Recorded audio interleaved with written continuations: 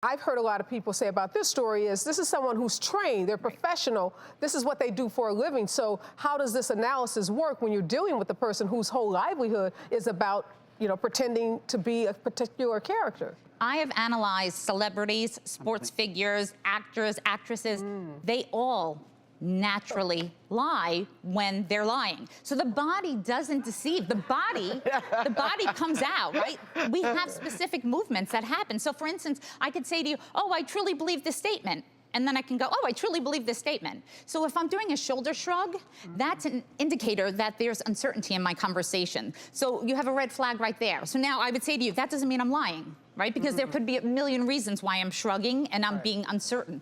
But if you cluster several signals together, that's when you start to recognize that they're either A, filled with anxiety, which is always possible, or B, they're being deceptive. Okay, let's take a look at our next clip from the interview with Jussie, where he talks about his attackers. I don't have any doubt in my mind that that's them. Never did. What do you see there? Okay, so there were several things. You see that?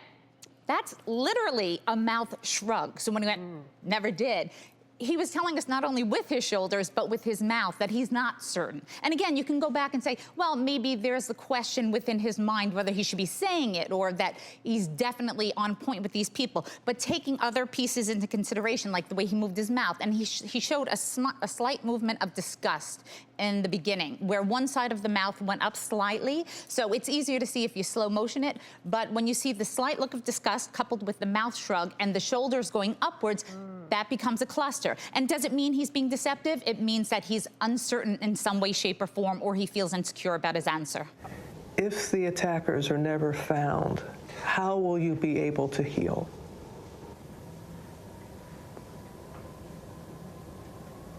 I don't know.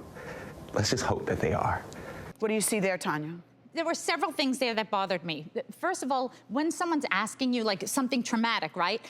He pulls his head back. And when you pull yourself away from a conversation, typically you're literally pulling out of that. So instead it would have been like, let's not go there yet. Let's hope they do. There would be more emphasis. He cried at a moment where the story had already been told.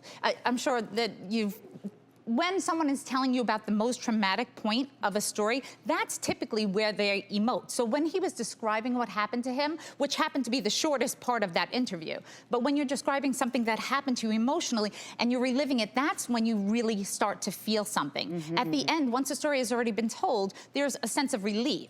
So the smile at the end made sense to me because maybe that was relief, but the crying didn't make sense to me. Did you come to some conclusion, Tonya, or do you have any comment about the theme that you saw throughout the interview? He, in my opinion, might have suffered through something. I don't think he suffered through the story he gave us. So there were too many red flags for me to think that this story was 100% accurate. Again, does that mean he was 100% deceptive? No. It just means to me that there were some questionable moments that I think need to be revisited. I just want to say in closing that I've known Jussie since he was a little boy. I've known his family very well. When this story came out, I was absolutely shocked, saddened, horrified by it. What I do hope that when all the evidence and everything does come out, that we get closure on this.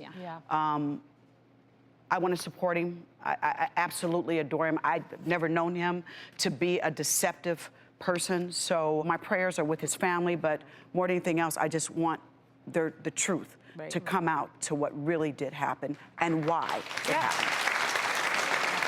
Thank you so much, Tonya, for your insights. We appreciate that.